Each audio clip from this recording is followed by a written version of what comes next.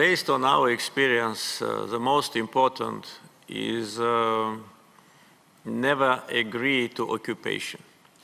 You know, during times of negotiations, there were different moments and different messages which I was receiving from Western colleagues. And one of them was that you have to take into account the reality.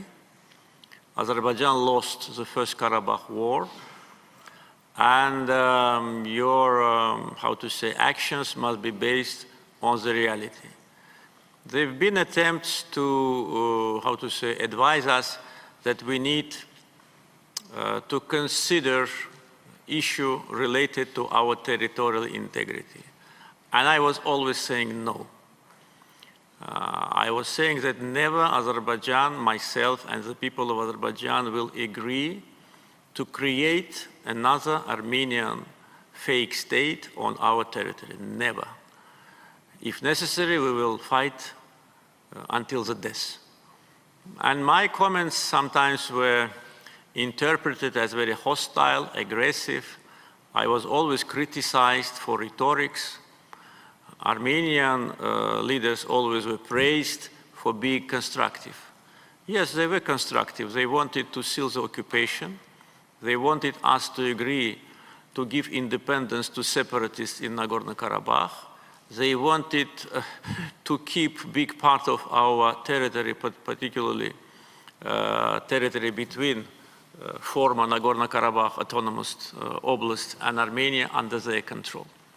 And my position was no, we will never agree. So first, based on our experience, is never agree on violation of territorial integrity in any case. Second, what lesson I learned from this time of occupation, to rely on your own resources.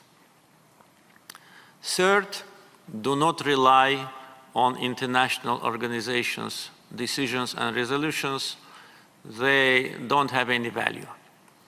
UN Security Council adopted 4 resolutions demanding withdrawal of Armenian troops, complete and immediate, from our territories, which were not implemented for 27 years. We implemented them themselves.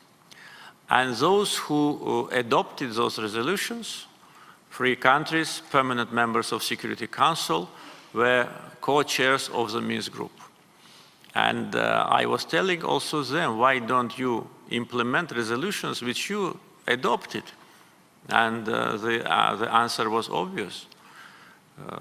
The situation with occupation was acceptable to them. It was acceptable to Armenia, it was acceptable to Minsk group co-chairs, it was not acceptable to us. And we were minority. And we had to live in the real world and understand that there'll be no help from international community.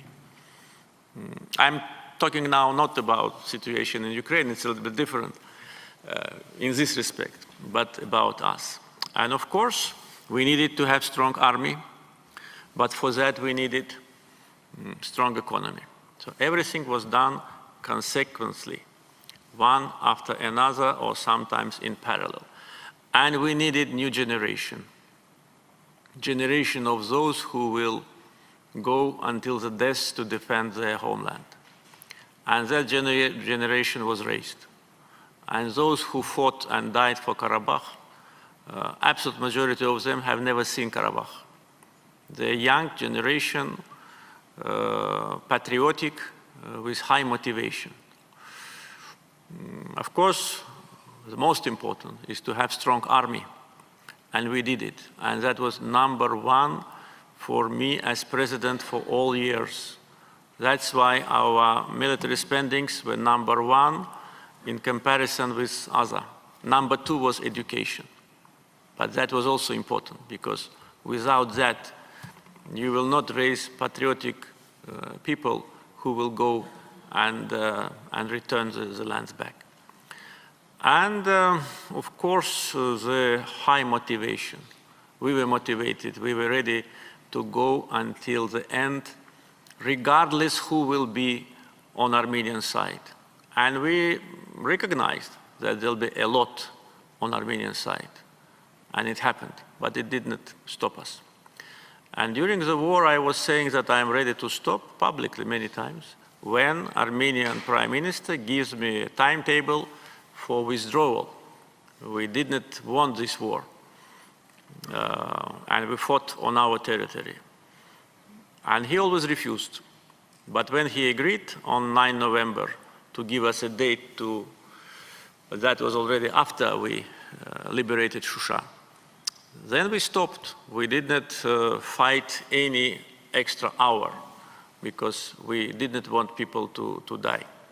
And we liberated the rest part based on the Capitulation Act. So that's how we fought, how we prepared.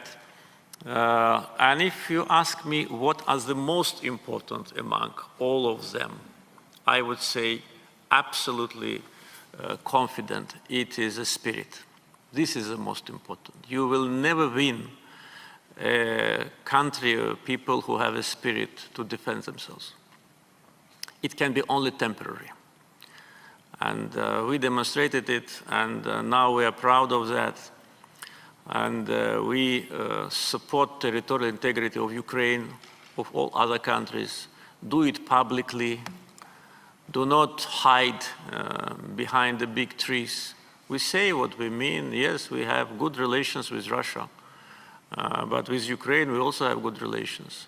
And the principles of international law should not be interpreted based on political preferences. We were always a subject of that because even before events in Ukraine, always territorial integrity of Georgia and Moldova always was articulated very openly by international community. And when it came to us, always there was a message, go and agree peacefully. But how to agree peacefully with aggressor who don't want to leave your territory? We tried, and I tried for almost 17 years. But then we saw it's not possible. And then we saw that the more we want to do it peacefully, the more aggressor becomes more arrogant and aggressive. And they already started to frighten us with new war for new territories and saying things like Karabakh is Armenia. But now what they say? Now they say Karabakh is Azerbaijan. And who says that? The same people who said Karabakh is Armenia in 2019.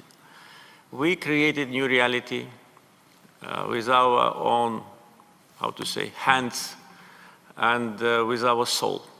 So that's what we experienced, and I think it's important for every country, for dignity, for territorial integrity, and for justice. На этом сегодня все. Если вам понравилось данное видео, то не скупитесь на лайки и комментарии, а также обязательно дополните мнение экспертов своей точкой зрения. Мы же прощаемся с вами, чтобы уже совсем скоро вновь выйти в эфир и рассказать о самом важном, интересном и спорном. Оставайтесь на связи, друзья. До встречи!